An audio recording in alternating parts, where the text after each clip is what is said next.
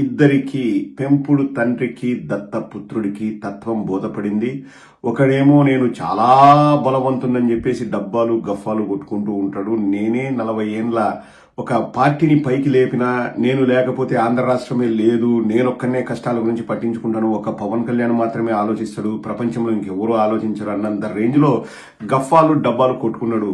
కానీ ఈరోజు ఏమైందో ఏమో పాపం, ఈరోజు నిజాలు మాట్లాడాడు. ఇంకా తండ్రి, ఇంకా పెంపుడు తండ్రి, ఇంకా తనేందంటే తను కనిపెట్టింది ఏదీ లేదు ఈ ప్రపంచంలో, కనిపెట్టండి ఏది లేదు ఈ ప్రపంచంలో, నేను అన్నీ నేనే డిసైడ్ చేస్తాను, ఎప్పుడు వర్షాలు రావాలి, ఎప్పుడు ఎండ రావాలి, ఎప్పుడు సూర్యుడు బయటికి రావాలి, ఎప్పుడు చంద్రుడు బయటికి రావాలి కూడా నేనే డిసైడ్ చేస్తాను కదా. ఇంకా నువ్వు కొట్టిన డబ్బా సాలరా స్వామి, మేము ఎప్పుడు బయటికి వెళ్ళిపోవాలో మేమే డిసైడ్ చేసుకుంటామని ప్రజలు వెళ్ళిపోయారు. దాని గురించి ఈ రోజు 2 అద్భుతమైన వీడియోలు. అంటే నిజాలు మాట్లాడితే అది మనం ప్రజలకు చెప్పాలండి. వాళ్ళు మన అపోనెంట్ వాళ్ళైనా, వాళ్ళు మన ప్రత్యర్థులైనా కానీ వాళ్ళు నిజాలు మాట్లాడితే మాత్రం ప్రజలకు చెప్పాలి. మనం వాస్తవాన్ని ప్రజలకు తెలియజేస్తాం, అదే మన ధృతి. సో ఇప్పుడు ధోతి కట్టుకుని వచ్చిన పవన్ కళ్యాణ్ ఏదో చెప్తాడంట, ఒక్కసారి వినండి. ఎందుకు ఏమి ఆశించకుండా గౌరవ ముఖ్యమంత్రి శ్రీ నారా చంద్రబాబు నాయుడు గారికి మద్దతు ఇచ్చారు 2014 నుంచి. అంటే మన దగ్గర సత్తా లేనప్పుడు, అది ప్రజలకి ఉపయోగపడే సత్తా గాని, బలం గాని, సమర్థత, తెలివితేటలు, ప్రతిభ ఒక నాయకుల దగ్గర ఉన్నప్పుడు అది ఓట్లు చీలకుండా అది ఇస్తే అది ప్రజలకి బలం అవుతుంది. 2014 నుంచి నేను అదే పని చేశాను. 2024 కూడా ఎందుకు ఇంత బలంగా ఉన్నానంటే, ఆయనే గనుక ఈ రోజున అధికారంలో గనుక ముఖ్యమంత్రిగా లేకపోయి ఉంటే, అదే మ్యాటర్ అర్థమైందా? ఒకటి, బలహీనుడే కాదంట, తెలివితేటలు, సమర్థత, పరిపాలన చేసే దక్షత కూడా పవన్ కళ్యాణ్ దగ్గర లేవు. కాబట్టి 2014 నుంచి ఇంకా నాకు గతి లేక నేను చంద్రబాబు నాయుడుకు సపోర్ట్ ఇచ్చుకుంటా వస్తున్నాను అన్నాడు. మళ్ళీ ఏందో 40 ఏళ్ళ ఇండస్ట్రీని నేనే లేపినా అన్నాడు.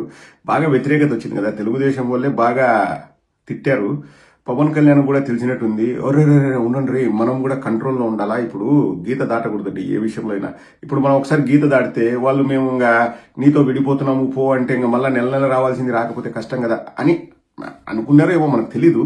బట్ ఈరోజు వచ్చేసి లేదు మా దాడి గ్రేట్, దాడి అంటే ఇది కాదు, డాడీ. మేము కొన్ని పదాలు కనిపెడతాం, దూతి, దాది అని. అది ఒక అందం చందం వస్తుంది మనం మాట్లాడేటప్పుడు. వెరీ ప్రొఫెషనల్గా ఉంటుంది, వెరీ పవర్ఫుల్గా ఉంటుంది, పర్ఫార్మెన్స్ బాగుంటుంది.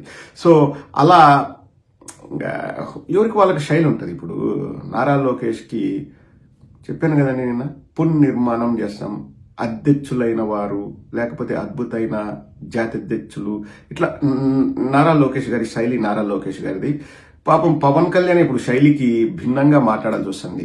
ప్రతిపక్షంలో ఉన్నప్పుడు ఏంటంటే ఎవరైనా మాట్లాడగలరండి, ఎవరైనా అరవగలరు, అది ఈజీ జాబ్. అరిగేవాడు, అరిచేవాడు, మురిగేవాడు, రుద్దేవాడు, మెడలు పట్టుకుంటానేవాడు, చెప్పులు చూపించేవాడు, దాంట్లో ఊపు ఉంటుంది.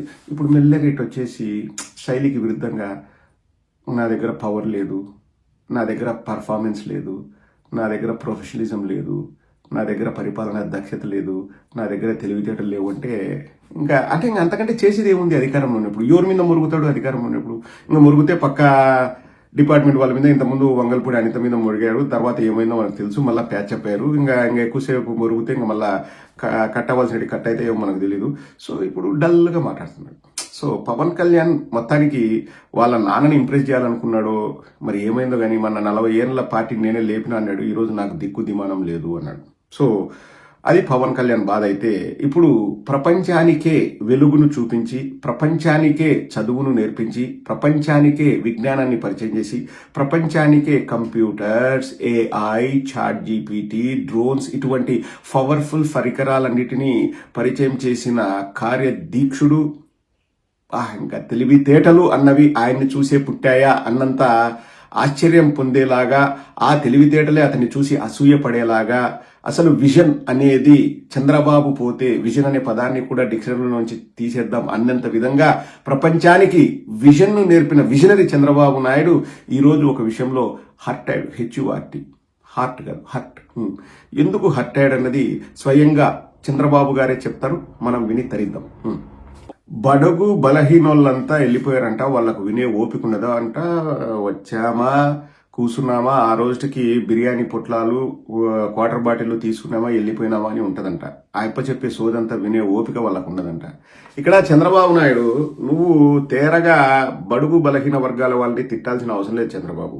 నీ వీక్నెస్ ని నువ్వు బయట పెట్టుకునేవు సంతోషం. అంటే ఏంది, నీ సోది వినలేక వెళ్ళిపోయారన్న వాస్తవాన్ని, కఠోర సత్యాన్ని, కఠిన వాస్తవాన్ని నువ్వు బయట పెట్టుకునేవు సంతోషం. మళ్ళా మధ్యలో బడుగు బలహీన వర్గాలను ఎందుకు నువ్వు అవమానించడం? ఇంతకు ముందు అన్నారు, ఒకసారి అన్నారు, మీకు గుర్తుందా, ఎవరైనా ఎస్సీ ఎస్టీ కులాల్లో పుట్టాలని అనుకుంటారని. ఏం ఎస్సీ ఎస్టీ కులాలంటే ఏమి కులాలు కదా. ఇప్పుడు బడుగు బలహీన వర్గాలలోకి ఆ పూటకు వచ్చినామా, మందు బాటిల్ తీసుకున్నామా, బిర్యానీ పొట్లను తీసుకున్నామా, తిన్నామా, వెళ్ళిపోయినామా అని నెట్టుకుంటారంట. ఆయన చెప్పేది వినరంట. నువ్వు సోది చెప్తాంటే ఎవరు వింటారు చెప్పు చంద్రబాబు. ఇప్పుడు నీ కథ ఎవరికి తెలుదు? వినేవాడు ఉంటే ఈగ విమానం తోలిందంటాడు, ఆ ఈగకు ట్రైనింగ్ ఇచ్చింది చంద్రబాబు అంటాడు. ఇంకా ఎవరికి తెలుదు నీ కథలన్నీ? నువ్వు చెప్పేది వినాలనా? ఎవడు ఇప్పుడు సరే, వాళ్ళు బడుగు బలహీన వర్గాల వాళ్ళు, వాళ్ళకి ఆంధ్ర రాష్ట్రం అంటే పట్టదు, అభివృద్ధి అంటే పట్టదు, వాళ్ళకి ఏమి ఉండదు, నీకు ఒక్కనికి ఉందిలే, మేము చదువుకున్న వాళ్ళమే కదా. నీ అంత రేంజ్లో చదవకపోయినా నేను కూడా ఒక డాక్టర్ని, నేను చదువుకున్నాను. నాకే నీ మాటలు సోది అనిపిస్తాయి చంద్రబాబు. ఎందుకంటే చాట్ జీపీటీ నువ్వు కనిపెట్టినావా, ఏఐ నువ్వు కనిపెట్టినావా, డ్రోన్లు నువ్వు కనిపెట్టినావా, కంప్యూటర్ నువ్వు కనిపెట్టినావా, సెల్ ఫోన్ నువ్వు కనిపెట్టినావా? ఇవన్నీ ఇంకా దరిద్రాలు కాదు చంద్రబాబు. ఇప్పుడు ఐటీ నువ్వు కనిపెట్టినావా? ఐటీ ఫస్ట్ దేశంలో వచ్చేలాగా, టెక్నాలజీ వచ్చేలాగా చేసింది రాజీవ్ గాంధీ గారు. వాళ్ళు ఏ రోజు చెప్పుకోలే. ఫస్ట్ సెల్ ఫోన్లో ఫస్ట్ మాట్లాడింది సుఖ్రామ్ గారు, అప్పటి పశ్చిమ బెంగాల్ ముఖ్యమంత్రి జ్యోతి బసు గారు. 1996 జూలైలో ఫస్ట్ టైం వాళ్ళిద్దరి మధ్య సెల్ ఫోన్ సంభాషణ జరిగింది. నేను సెల్ ఫోన్ కనిపెట్టినా అంటాం. ఇంకా ఏం దౌర్భాగ్యం ఇది? నువ్వు సక్కంగా చెప్పి మంచిగా చెప్తే అందరూ వినాలన్న ఇంట్రెస్ట్ ఉంటే వాళ్ళు ఉంటారు. బలవంతంగా తోలుకొచ్చేది, ఆ బస్సులు పెట్టేది, ఇదో చూడండి, ఎవరిది తప్పు చంద్రబాబు? ఆయనే ఉంటే తెల్లచీర తప్పనే ఉంటుందని సామెత ఊరికనే పుట్టలేదు. నీ దగ్గరే మ్యాటర్ ఉండి నువ్వు చెప్పేది ఇంట్రెస్టింగ్ ఉంటే ప్రజలు ఎందుకు పోతారు? పరారా అయిపోతున్నారని నువ్వే అన్నావు. ఇప్పుడు ఇంతకుముందు ఈ గత 2 ఏళ్ళుగా ఇది ఒక ఫ్యాషన్ అయిపోయిందండి. సభలు స్టార్ట్ కాకముందు ఫోటోలు తీసేది, ఒక పక్క మీటింగ్ జరుగుతుంటే చూడు ఆడ మీటింగ్ జరుగుతుంది, వెళ్ళిపోతున్నారని మిక్స్ చేసేవాళ్ళు. ఇప్పుడు ఆస్కారం కూడా లేకుండా స్వయంగా చంద్రబాబే చెప్పాడు, నేను మాట్లాడుతుంటే అందరూ వెళ్ళిపోతున్నారు చూడండి, సగం మంది వెళ్ళిపోయారు అని. బికాస్ నీ మాటలు ఇంత బోరింగ్గా ఉన్నాయి. పర్ఫార్మెన్స్ ఫీక్స్కి వెళ్ళలేదు. పర్ఫార్మెన్స్ ఫీక్స్కి వెళ్ళాలంటే వాస్తవాలు చెప్పాలి చంద్రబాబు. అబద్ధాలు, కల్లిబుల్లి మాటలు, సత్య దూరాలు, నిజం కాని విషయాల గురించి ఒత్తి ఒక్క నుంచి పలకడాలు, ఇవన్నీ చేయకూడదు Chandrababu. You shouldn't do that. What I'm saying, if you do that, performance very dull, people will go. They will never come back. So next time, give powerful reality speech. You speak the truth. People will be there. Okay Chandrababu, అదే అండి, ఇద్దరు వాస్తవాలు అయితే ఒప్పుకున్నారు. మనం చెప్పినామా? వాళ్ళు మాట్లాడినారు, మనం చూపించినాం. మంచి మాట్లాడితే అంటే ఏదనుకున్నారు? మంచి వాస్తవాలు మాట్లాడితే మనం కూడా ప్రజలకు చూపించాలి. మనకు బాధ్యత ఉంది, లేదంటారా? మనం చేస్తూనే ఉంటాం.